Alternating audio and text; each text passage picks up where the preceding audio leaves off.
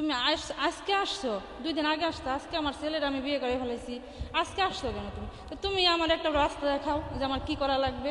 আমি এখানে আসছি মনের কাছে, আর তার আব্বুর নাম রফিকুল, গ্রামের নাম গজারিয়া। আর কি করব, তারপরেও আমি ওর কাছেই যাব। সে তো কি আর একটা করে ফেলছে। আমাকেও করবে। তুই এর আগে একবার ফোন দিছে, আমি জিজ্ঞেস করছি কে তুমি, কয় ইমানকে জিজ্ঞেস করেন, মানে ও উত্তর দেয় না যে কেউ। কালকে আসছে, আমি জানি না, আমি টাঙ্গাইল ছিলাম, টাঙ্গাইল থেকে রাত্রে 10:30টার দিকে বাসায় আসছি, আয়সা থেকে আসছে। এখানে বসা ছিল সবাই, অনেক লোকজন ছিল, মাতাব্বর মেম্বার টেম্বার সবাই ছিল, রাত 1টা পর্যন্ত সবাই ছিল। পরে সবাই আস্তে আস্তে চলে গেছে। মেয়েও ছিল এখানে বাইরে, আমরাও সবাই ছিলাম বাইরে। মেয়ের একা রাইখে আমরা কোথাও যাইনি।